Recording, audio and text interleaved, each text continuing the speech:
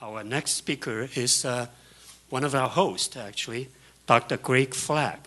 Greg is an advisory engineer at the Savannah River National Lab here with 30 years of experience related to groundwater hydrology, computational simulation, numerical code development, and DOE performance assessments. He has been the principal investigator on several groundwater modeling studies at the site involving regional and local scale hydrology, contaminant migration, and evaluation of environmental cleanup activities. Over the last decade, his efforts has focused on subsurface flow and transport simulations, supporting performance assessments at the site, including saltstone facility, disposal facility, F and H tank farm closures, and the E area solid low-level waste disposal facility. He was awarded the DOE Secretary's Achievement Award in 2013 for his key contributions to the F-tank closure, PA. His research efforts focus on dual domain formulations of contaminant transport.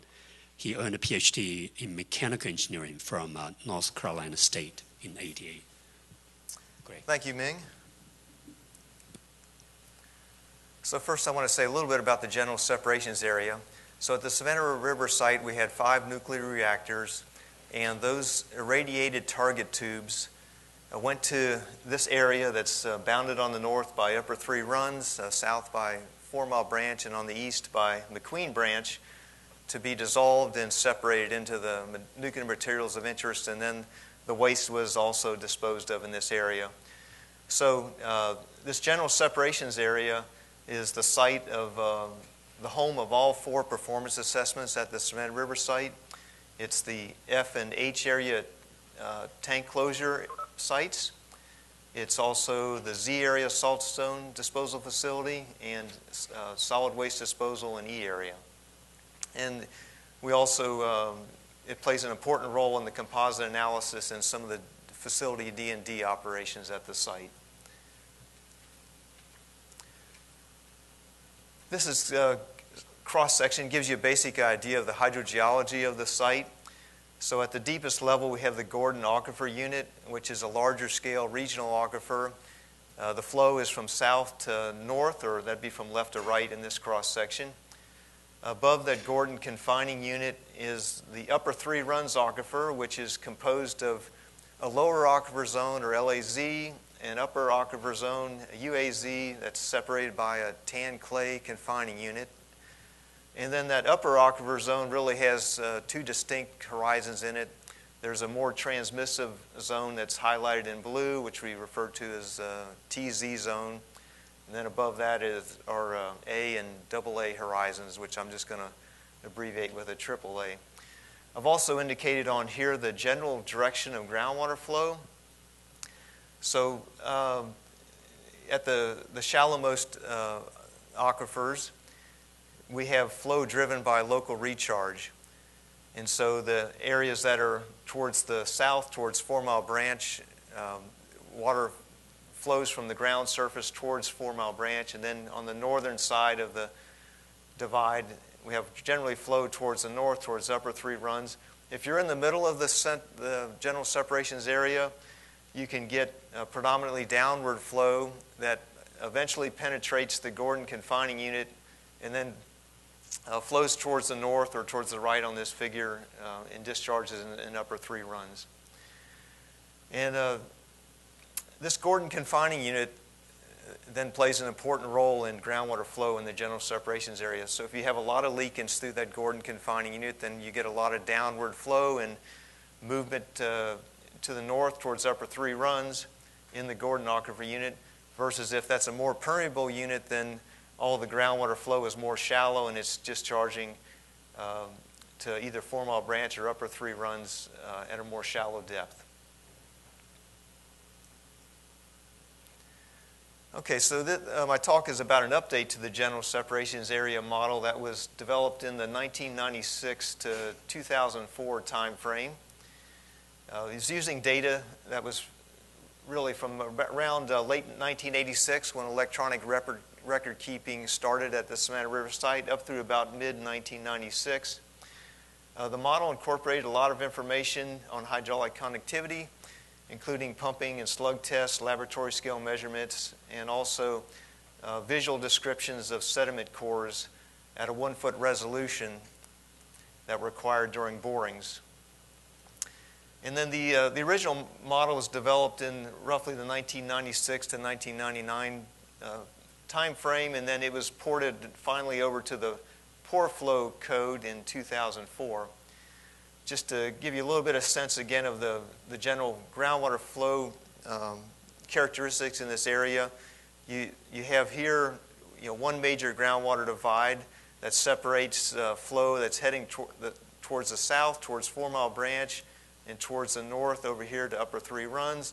And then there's a smaller groundwater divide over here that separates flow towards the west, towards the Upper Three Runs, or towards the east, towards that McQueen branch. And then again, over here in this cross section, you can see through these gradient lines that over here towards 4 Mile Branch, the water is flowing towards that discharge. Here, the shallow water flows towards Upper Three Runs, and if anything gets deep, it again flows from south towards north and discharges to Upper Three Runs. We had several motivations for updating the model. First of all, as I noted earlier, most of the data was most of the model development was done with data that was available through the late 1990s. So obviously, it's 2018 now. We have a great deal more data. As far as numbers of well locations, the numbers increased from 639 locations to more than 700. And we also focused on a specific time period from 2004 to 2018. And the reason for that is that that represented a period of average rainfall. It also was after a period when some of the major low infiltration covers were installed over the old burial ground and the mixed waste management facility.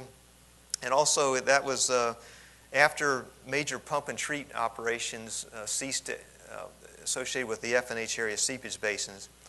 And I want to give a little shout out to my colleague Jen Walwind in the audience who actually updated these calibration targets for this project. We also very recently, just in the last few months, acquired some plume data that characterizes a couple of plumes emanating from the mixed waste management facility that we were able to use for model calibration. And then we also, in 2008, had a recommendation from the LFROG to do model calibration using the pest code or comparable software to not only improve the calibration process, but to quantify uncertainties in the model.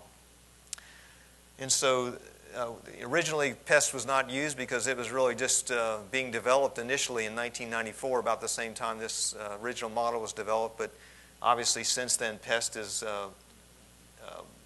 been extensively developed further, and it's come into mainstream use now, and it makes perfect sense to use it now for model calibration. Okay, before we talk about the update to the model, just a few words about things that we observed in the data between the original data sets that had records up through the late 1990s versus the 2004 to 2018 period of record. So one thing is the water table dropped by about 3 feet. And that implies slower groundwater travel due to lower gradients. That was apparently due to lower average rainfall. And so, less recharge, we have the slower groundwater flow. That was just apparent just simply looking at the data itself. And then the other thing we noticed simply looking at the data, just forgetting about any kind of modeling, is that we noticed some subtle shifts in groundwater flow near the groundwater divide.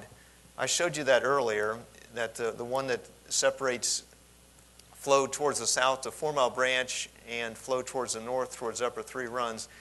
Here's a kind of a zoom in of where that groundwater divide passes just south of E area, solid waste disposal facility.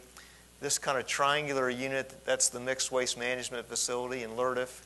And then this is the old burial ground here. So we noticed some changes in flow direction just based on the hand contouring or machine contouring of the raw data. And we weren't sure originally whether that was just simply due to lower rainfall. Was that causing the difference? Or did the low infiltration covers that were put over the mixed waste management facility and the old burial ground, was that part of the cause? So I'll come back and answer that question in a few slides from now. Okay, so now coming back to the update of the model, these are some of the key changes. As a result of the lower rainfall, we did reduce recharge assigned to the upper boundary of the model from 19 inches to 15 inches per year. We also locally reduced recharge wherever there were caps that had been put on since prior to 2004. The original model just had an upper aquifer zone. We subdivided that into the AAA and the TZ unit because that was, since then it's been well recognized that this area just above the tan clay confining zone definitely has a higher permeability than the surrounding materials. And we also looked at multiple constructs for the hydraulic connectivity field, including a traditional layer cake model where we start off, at least initially, with just one conductivity value in each of the major aquifer or confining zones. So I've kind of just stacked them up here visually to give you the sense that we're going to start off modeling with 6 conductivities to represent the 6 major hydrostratigraphic units in the model. A little bit here about the pest calibration approach. Through most of the calibration, we carried through the optimization process 2 structures for the model conductivity field. The first one I've already mentioned, that's sort of the traditional layer cake concept where conductivity is really just a function of depth, where we have one conductivity in each aquifer or confining zone as we go down in depth. And then we also looked at the previous concept that was used in the model, which is a more heterogeneous conductivity field that varied as a function of X, Y, and Z based on available conductivity data at various scales. We also looked at 2 types of calibration, one where the optimization function was constructed as an unweighted composition of the calibration targets, and then we also constructed the optimization function assigning weighting based on data uncertainty and clustering. And then we also looked at various zonation of the aquifer units to give a little more variability across the general separations area. In the end, so basically the calibration, we had 2 different conductivity structures and we had 2 different optimization functions, so really 4 combinations we were looking at. In the end, we down selected to the layer cake, simple layer cake conductivity field and optimization using weighted targets. And the reason was really we got similar goodness of fit across all these models, but the layer cake model was the more parsimonious one, and it really gave a little better agreement with the hydrogeologic conceptual model for the site and plume data, which I'll show you a little bit more about here next. Okay, so I want to come back to this change in flow direction, which I alluded to earlier, and the question of whether that had to do with just a change in precipitation, or was it something more different going on, maybe with capping, or was it maybe just some artifact of how the data was contoured? And so I've got 3 plots here. The top one represents the period when we had higher rainfall, back kind of the original data set for model calibration. This would be sort of the more long-term rainfall, but with no covers over the mixed waste management facility or the old burial ground. This image here in the upper right, it has the normal rainfall, but also covers in place.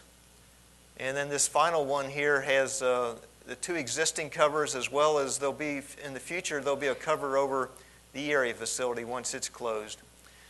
And what we noticed was when you went from the higher rainfall up here in the upper left to the lower rainfall in the lower left, there was really no change in flow direction here around our area of interest, which was E area. So, the gradients were less, but there's really no substantive change in direction. We did notice a definite change when you go from the lower left to the upper right, where we now put in covers here. And you can see here that with these low infiltration covers right here, groundwater that was sort of moving off at an angle with respect to this leg of E area is now running pretty much longitudinal to E area.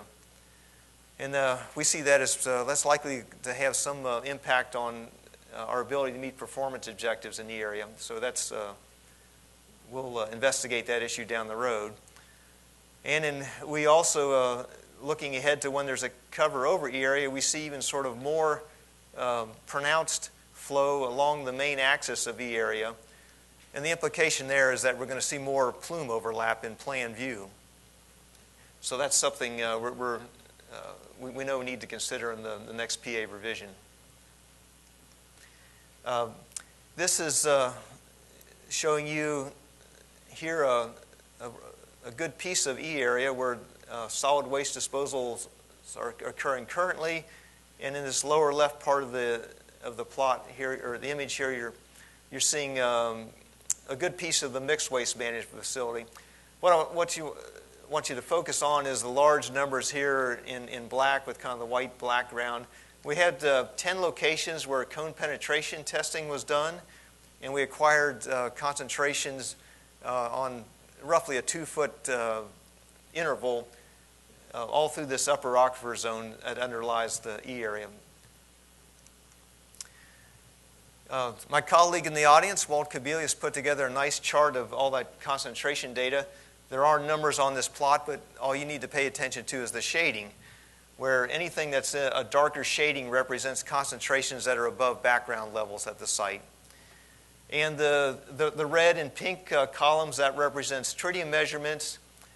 And the red and pink columns, that represents tritium measurements. The green columns represents PCE, TCE, and their degradation products. And then there's some other organic compounds over here in yellow. But the general conceptual model here is that in some cases I'm seeing a plume that has both tritium present and solvent, or TC-PC solvent present in the red and the green. And those are presumed to be coming from our mixed waste management facility that obviously received both radioactive waste and hazardous waste. And then we have more shallow plumes that have only tritium in it with no solvent. And that's what we presume is coming from our E area facility, which would have only received radioactive waste, no hazardous waste. And it's also key that we see some tritium only travel that's more shallow, and we see the tritium combined with VOCs is at a deeper level. And so with that kind of concept in mind, we did some particle tracking here, where maybe we'll start off with the lower image here.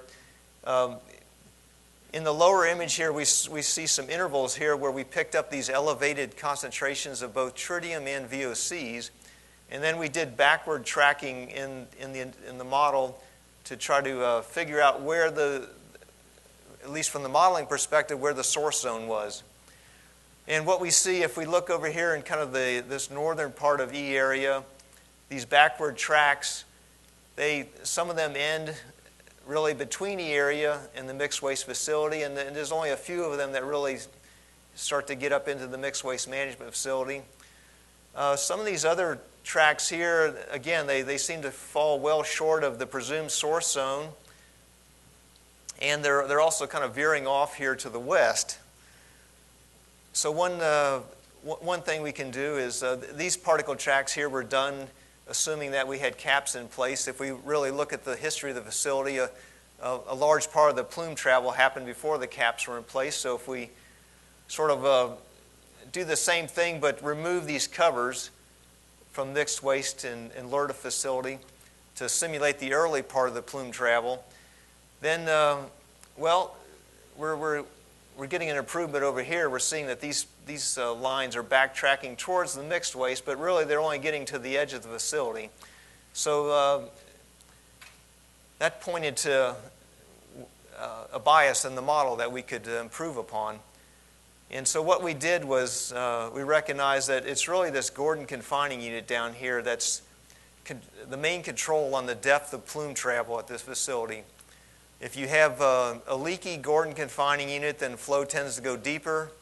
And if you have a more competent unit letting less of the water go deep, then the water has to travel more shallow. And so our main control here is to now make an adjustment to this Gordon confining unit. So we're starting off with a calibrated value of 7.5 e to the minus 5 feet per day. With a little bit of further calibration, we landed on a value that's about 1 e to the minus 5 feet per day. And so we now have less water leaking through this Gordon confining unit, so the backward particle tracks extend further. So you were seeing a definite improvement over here where these backward tracks are now getting into the middle of the facility. We get some further backtracking here, but it's not as good as we'd like to see. But again, this is reflecting current conditions where we have covers over here. So if we do another simulation where we remove those covers that reflect early plume travel, now we're seeing results that make a lot of sense to us. We're seeing most of these backward particle tracks landing in the middle of the facility. And so based on this plume data, we adjusted the model to use this lower value of conductivity through the Gordon confining unit. Okay, so kind of just to summarize the updated model, it is calibrated to a new set of data that is restricted to this period 2004 to 2018. So that's after the pump and treat operations ended again. It's after the major low infiltration covers were placed on key facilities in the area. And it also represents a period of average rainfall. By looking at plume data, we were getting able to make some adjustments to the conductivity field to give us better agreement with the mixed waste management facility plume data, which I showed you, and also there's another plume that we looked at the old burial ground. We do have better agreement with the hydrogeologic conceptual model for the site in that this model now incorporates a transmissive zone with a much higher conductivity than the surrounding zones.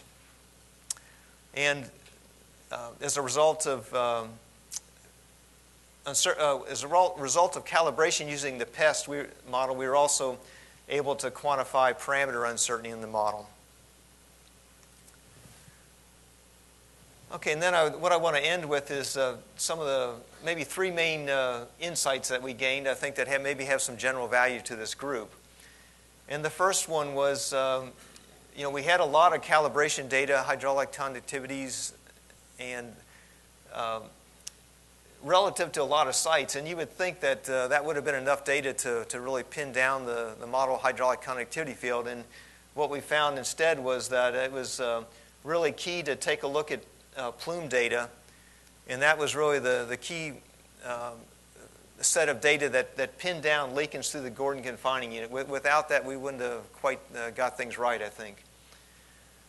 And then, in general, the new model, wasn't in some sense that much different globally from the preceding model, except if you look right around the groundwater divide, that one that was running from west towards east and separating flow towards the north towards the south, we found that there were some definite changes in flow direction there, and it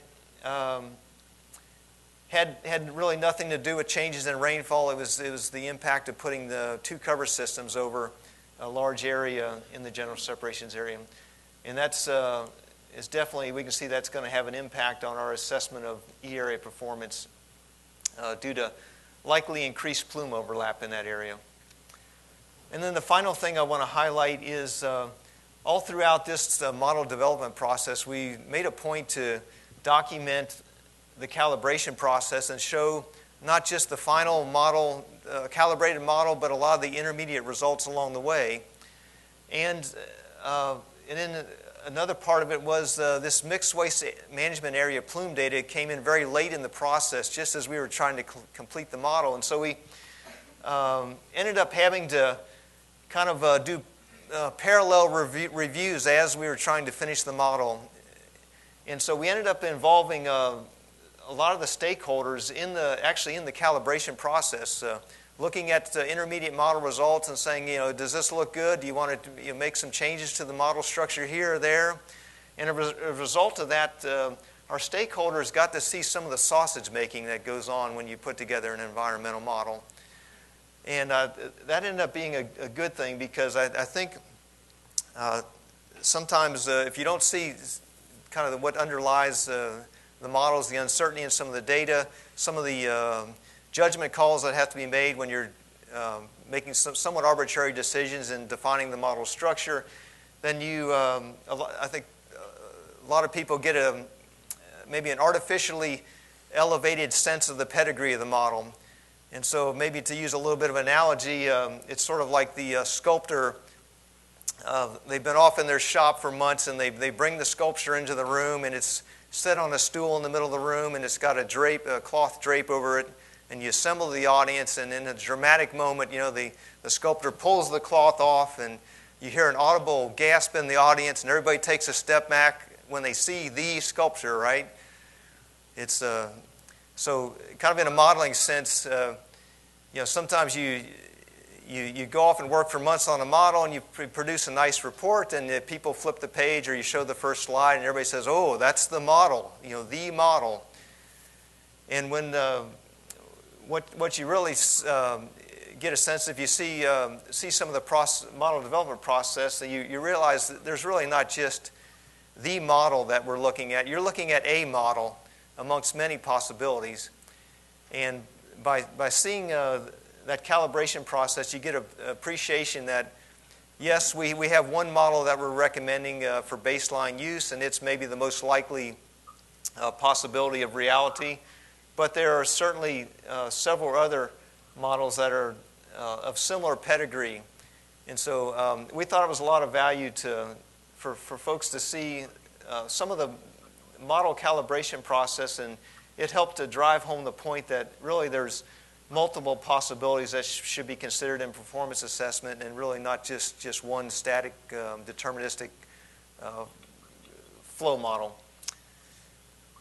Okay, with that, I'm be happy to take any questions you have.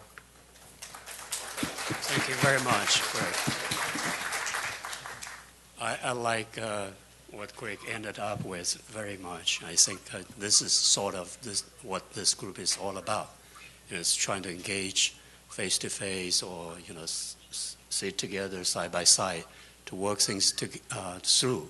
So that carries a lot of weight. That's great. We do have just a couple minutes for Greg's, questions for Greg. And I recognize that we are maybe 15 minutes late, but that may be okay. We'll just start lunch a little bit late. Give our next speaker sufficient time to go over the next talk. Any questions for Greg at this point? Alex, I think we might have one question in the back here. Is that? Yeah, right. So, Greg, I thought your point about the groundwater divide was really good. That's kind of an area that's always of interest, and it's always an area in models that are sensitive. Yeah. I think it's also important to note that at a lot of DOE sites, and a lot of the large DOE sites, there's changes going on in terms of facilities being decommissioned, pits, ponds, and lagoons are being taken out of service. Some of these sites are out west where there's not much water moving through the system at all, so those changes get amplified, I think. So I think the main take-home message of that location of the groundwater divide and kind of looking at changes that are happening at the facility is really important. Yeah, I think that's a great point. Yeah, it's easy to lose track of boundary condition changes in the model. In this case, it was due to low infiltration coverage going on. That could be, as you pointed out, it could be higher infiltration or lower infiltration due to other reasons. It may or may not make a difference in the model, but certainly around the groundwater divide, it's likely to. Yeah. Okay. Do you care to say anything about the plan to incorporate this into the next generation of PA? Well, yeah, this presumably this model will be what we'll use for the. Well, we're planning to use it in the E-area PA revision coming up in about a few months, January. Okay, January it'll be part of the E-area PA revision, and we're using it currently in the Z-area saltstone PA revision. Okay. Yeah. Thank you. Okay.